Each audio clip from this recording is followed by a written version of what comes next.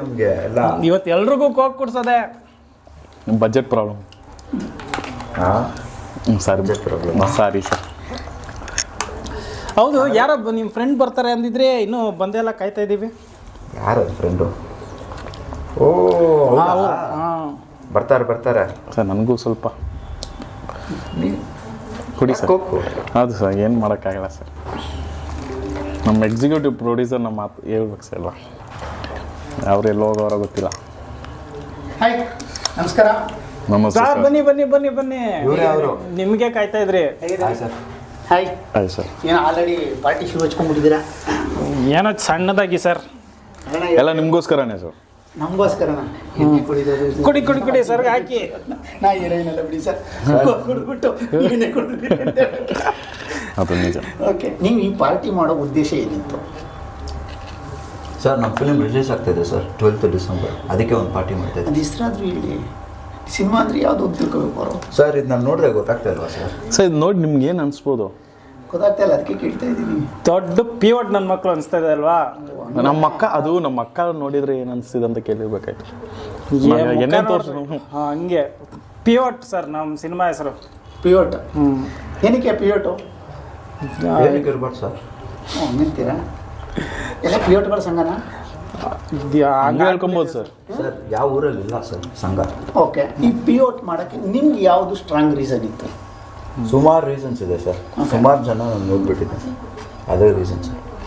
Okay, ಏನಂದ್ರೆ ಇನ್ನೊಂದು sir, ನಾವು ನೋಡಿರೋದು ಕುಡ್ದು ನಮ್ಗೆ ಗೊತ್ತಿರೋರೊಬ್ರು ನೆಗೆದು ಬಿದ್ದೋದ್ರು. ಓಕೆ, ಅವ್ರ ಮನೆಯವರು ಏನಂತಾರೆ, ಅದು ನಡೆದಿರೋದು ಏನೋ ಅವರು ಕುಡಿಸಿ ಅದು ಬಿಡಿಸೋದಕ್ಕೋಸ್ಕರ ಮೆಡಿಸನ್ ಕೊಡಿಸಿ ಏನೋ ಮಾಡಿದ್ದಾರೆ.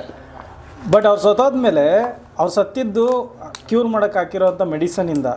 ಬಟ್ ಅವ್ನು ಸತ್ತೋದ್ಮೇಲೆ ಹೆಂಗಿದ್ರು ಅವ್ನು ಬದುಕಿದ್ದು ಏನು ಮಾಡ್ತಾ ಇದ್ದ, ಕುಡ್ದು ಹೆಂಗಿದ್ರು ಬದುಕಿದ್ರು ಕುಡಿತಾನೆ ಇದ್ದ, ಸತ್ತೋದ ಹಾಳಾಗೋಗ್ಲಿ ಬಿಡು ಅಂತ ಬಿಟ್ಬಿಟ್ರು.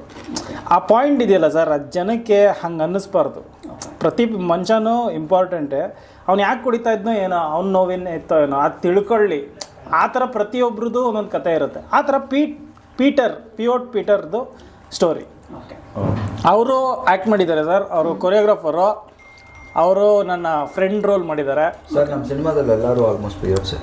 ಇವರು ಒಂದು ಪಿಯೋಟ್. ಎಲ್ಲ ಪಿಯೋಟ್ಗಳೇ. ಹೌದು ಸರ್. ಏನೋ KGF ಏನಾರ 3 ಏನಾರ ಅವರು ಯಶೋರು ಹೇಳಿದ್ರೆ KGF 3 ಅಲ್ಲ ಸರ್, 10 ಗಂಟೆ ನಾನು ಮಾಡ್ತೀನಿ. ಬಟ್ ಅವ್ರು ಹೇಳ್ಬೇಕು ಸರ್. ನಂದು ಈ ಸಿನಿಮಾಲಿ ಬಂದು ನಾನು ಕೊರಿಯೋ ಮಾಡಿದ್ದೀನಿ. ಒಂದು ಸಾಂಗ್ ಮಾಡಿದ್ದೀವಿ. ಟೋಟಲ್ ಸಿನಿಮಾಲಿ 6 ಸಾಂಗ್ ಇದೆ. ಸುಮಾರು ಮಾಂಟೇಜಸ್, ಎಮೋಷ್ನಲಿ ಕನೆಕ್ಟ್ ಆಗೋಂಥ ಸಾಂಗ್ಸ್ ಸುಮಾರಿದೆ. ಒಂದು ಸಾಂಗು ಅದು ಆ ಬಾರಲ್ಲಿ ಕುತ್ಕೊಂಡು ಕುಡಿಯೋವಾಗ ಒಂದು ಟೀಮ್ ಇರುತ್ತಲ್ಲ ಸರ್, ಒಂದು ಗ್ಯಾಂಗ್. ನಾವು ಒಂದು ಫ್ರೆಂಡ್ಸ್ಗೆ ಹೋಗ್ತೀವಿ, ಒಬ್ಬೊಬ್ಬರು ಒಂದೊಂದು ಟೈಪ್ ಆಫ್ ಸಾಂಗ್ ಲಿಸನರ್ಸ್ ಇರ್ತಾರೆ. ಒಳಗಡೆ ಹೋದರೆ ಈ ಸಾಂಗ್ ಪ್ಲೇ ಮಾಡಬೇಕು, ಆ ಥರ ಈ ಸಾಂಗ್ ಲಿಸ್ಟಲ್ಲಿ ಬರ್ಬೋದು. ಓಕೆ, ಸೊ ಟೆಕ್ನಿಕಲಿ ಆ ಸಾಂಗು ತುಂಬ ಚೆನ್ನಾಗಿ ಬಂದಿದೆ, ಕ್ವಾಲಿಟಿಯಾಗೂ ತುಂಬ ಚೆನ್ನಾಗಿ ಬಂದಿದೆ, ಆ್ಯಂಡ್ ಪೀಪಲ್ಗೂ ತುಂಬ ಇಷ್ಟ ಆಗಿದೆ. ಲೈನ್ಸ್ ಅಂತೂ ಎಕ್ಸ್ಟ್ರಾರ್ಡಿನರಿ. ನಾನು ಹೆಂಗೆ ಡ್ಯಾನ್ಸ್ ಮಾಡಿದ್ದೀನಿ. ನಾವು ಸೂಪರಾಗಿ ಮಾಡಿದ್ದೀರಾ ಸರ್. ನನಗೆ ಸ್ವಲ್ಪ ಡ್ಯಾನ್ಸು ಮಾಡೋ ಅಭ್ಯಾಸ ಇಲ್ಲ ಸರ್. ನಾವು ಎಲ್ಲಿ ಡ್ಯಾನ್ಸ್ ಮಾಡಿಲ್ಲ ಅಂತ ಡ್ಯಾನ್ಸರ್ ಏನಲ್ಲ.